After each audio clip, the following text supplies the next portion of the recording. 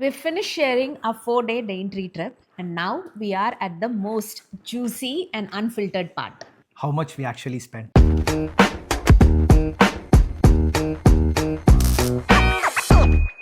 Just to be super clear, the expenditure that we are going to share now does not include flights, accommodation, or breakfast because they all were booked through Qantas points.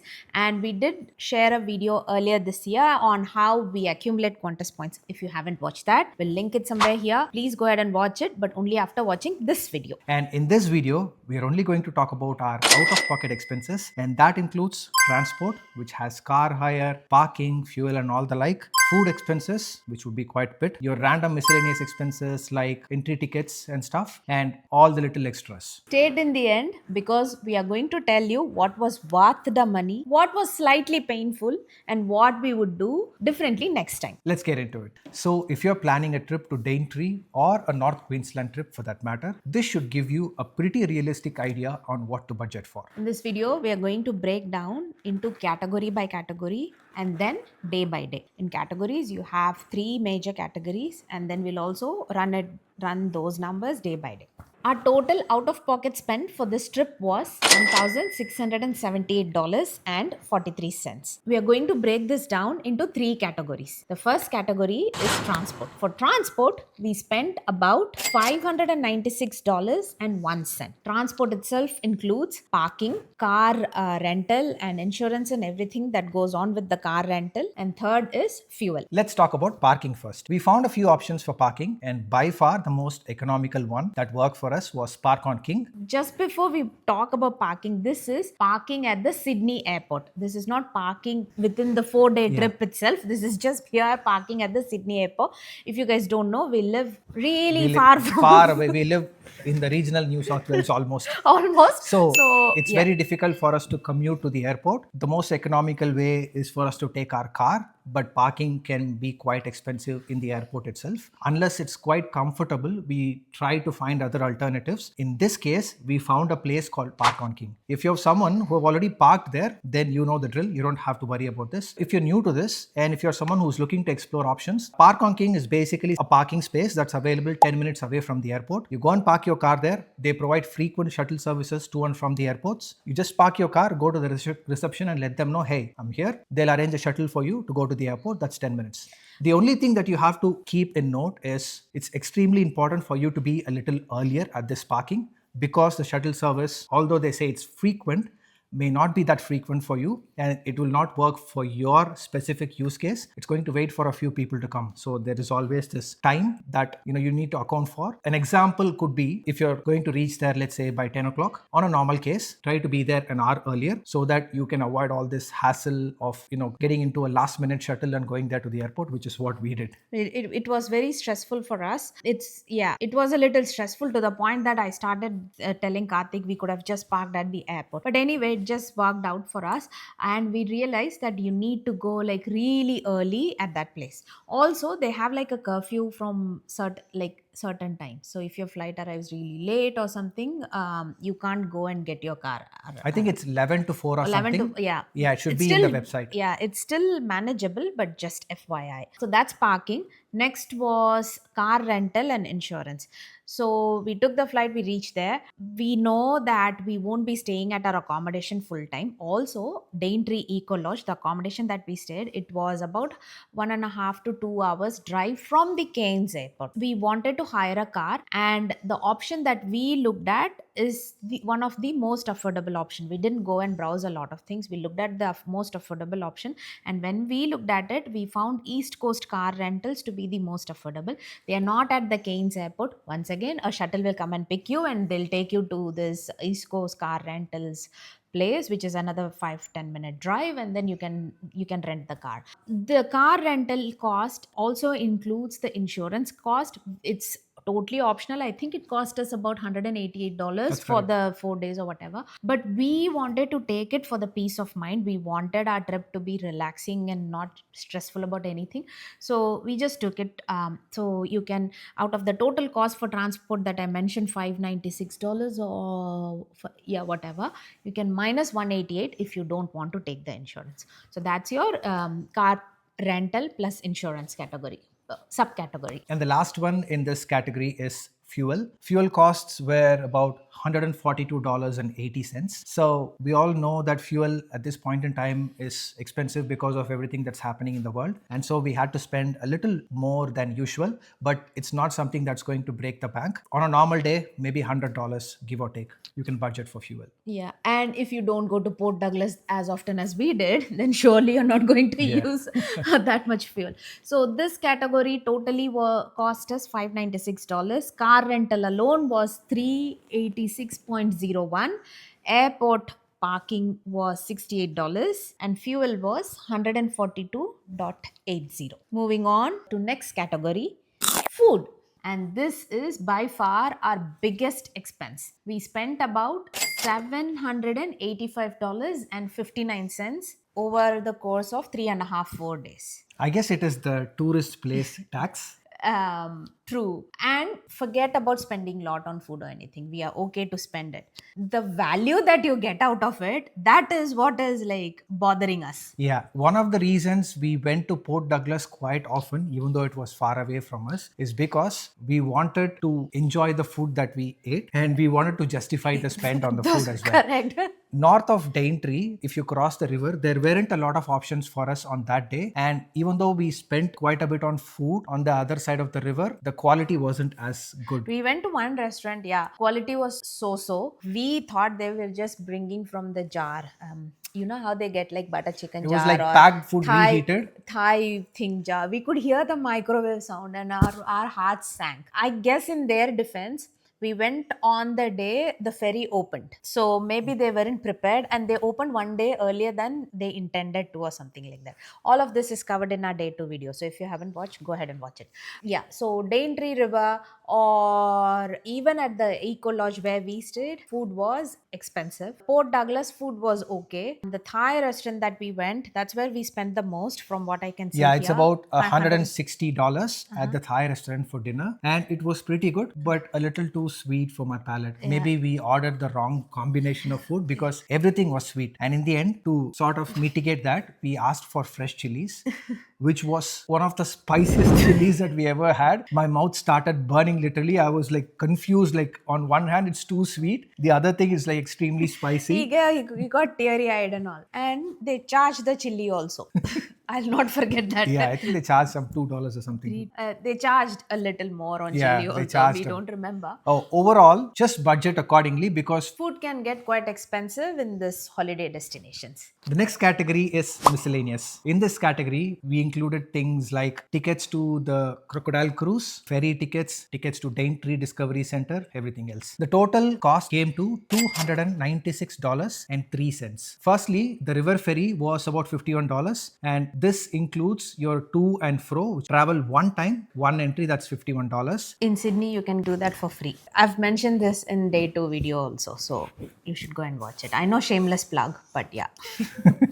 And the next thing is tickets to the Daintree Discovery Center was $82, 41 per person. And I think it was worth the value because we could spend about a few hours there. We could see a lot of things. We could climb the canopy tower. It was okay. Yeah, it was all right. I mean, we didn't have a lot to do there. Just but- walk around and yeah. we saw that mini short film Yeah. where they tell you people eat snakes and all that also. When they eat snakes. It's interesting. What we highly suggest is before you watch this video, go watch all 4 days so you understand what we have done throughout those days. And then if you come to this budget video, it'll make a lot more sense to you. And then you can judge whether this place is actually good for you or you can just skip it. That's completely up to you. The next is...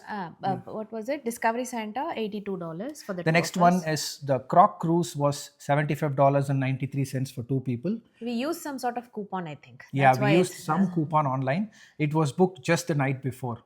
Yeah. And we used some sort of a coupon. We did not book this because the forecast was it's going to be raining throughout, and so we did not plan quite a bit for it. We wanted to just Play it by ear. Yeah, play it by the ear. And as soon as we got to know that it's not going to be raining the next day, the previous night we quickly booked a croc tour. And what do you think about it? I think like I've personally not seen crocodiles in wild, so it was okay and it is not a lot. $75.93 for the 2 of us, so I think it's okay. They also served us like biscuits and coffee in the morning, but we went full tummy because we had our breakfast and we went for this. I think it's okay. Compared to Daintree Discovery Center, $82, this was better, I Better, felt. yeah. Because you get to see crocodiles in wildlife. Now, if you want to see anything in wildlife, it is sheer luck, right? That animal can come or choose not to come. When we went, only three of them chose to show up. Three small, teeny, Two, tiny crocs. two like tadpole types. Not What tadpole, is it called? hatchlings. Hatchlings. Sorry, two hatchlings and one somewhat That was bigger. like probably like Of 7-8 weeks old. two Probably months or like something. Yeah. this big. So it's not that big as, but it was good to see them in wild. The cruise was good Yeah. overall. Overall, it was Definitely, good. yeah. There are other cruises there. There was one called the Solar Whisperer, which was very famous. And everywhere we looked, they said it is the number one cruise because it is Sustainable. operated on solar. And so there's like no or very minimum sound, which does not disturb the river a lot. And the possibility of seeing a croc is higher because if you disturb the river, they'll just run away or they'll just go inside, something like that. But yeah, Even there the are a one lot of that we options. went, the one that we went, it wasn't loud or anything. It wasn't as loud as we expected it to be. It was calmer and quieter only. But yeah, when we went, not many chose to show up. Moving on from the Croc Cruise, Mossman Gorge entry was $31 and that was absolutely worth it. Yeah. So $15 each or something, 15.5 each. $31 and that was absolutely worth it. I wish we spent more time there. There's a loop, we walked around that, and then there's bridge, there's gorge. It's a lovely place. You can choose not to do the hike. We chose to do the hike and it was very good. We lost our way, but we still found our way back. Very, very good. $31 deep in this Daintree rainforest, which is like millions of year old. Amazing. Yeah, the walk was really nice. And lastly, we did not do it, but if you want to, you can always choose to take a dip in the gorge. Gorge, yeah. Yeah, the water was beautiful and there were a lot of people just enjoying. We were We didn't take tempted. any clothes. Yeah, so we we were- were like, we skipped it that day. we were tempted.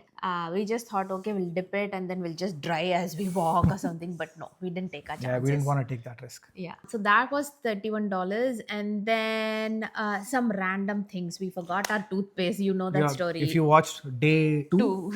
you would know that toothpaste story. So that was a It's whole a different thing. toothpaste, and then we got some chocolates at the Kuranda village and just small souvenirs. So rest is that. So it's not a lot. $296.03. Yeah. Now that we've broken down category by category, let's break it down day by day. In this section, we'll also talk about what we quickly did on that day, so you get an idea of where the money was spent. Day one, from here we took flights, reached there. On the way, we stopped at Kuranda village, had lunch. Dinner was at Daintree Eco Lodge. So not a lot happening, although we picked up car on this day. So day one, we spent about $266. And day two, we spent $459.36. And this is the day we went to Cape Tribulation. So we crossed the ferry, had to pay for the ferry, and then we had lunch on the other side of the river. And before Cape Tribulation, we stopped for a small snack. And on our way back, we also stopped for ice cream and then followed by dinner at Port Douglas. That's the expensive $160 dinner. And on day three, we took the Croc Cruise. We then went to Mossman Gorge and did the walk and everything. Had lunch somewhere in Port Douglas. And once again, for dinner, we had ramen in Port Douglas as well. We watched beautiful sunsets and all of it. Go watch our day three video if you haven't. And on this day, we spent $477.08. And the last day of the trip, we spent about $475.99. On this day, we had breakfast at Daintree Eco Lodge. Free. The complimentary breakfast at Daintree Eco Lodge. Then we just packed, we left to Port Douglas. We had a coffee at Port Douglas and then we just quickly headed to Cairns where we had lunch, spent quite a bit of time there. And then we dropped our car off, went to the airport and had dinner in Sydney. Yes, so there's that.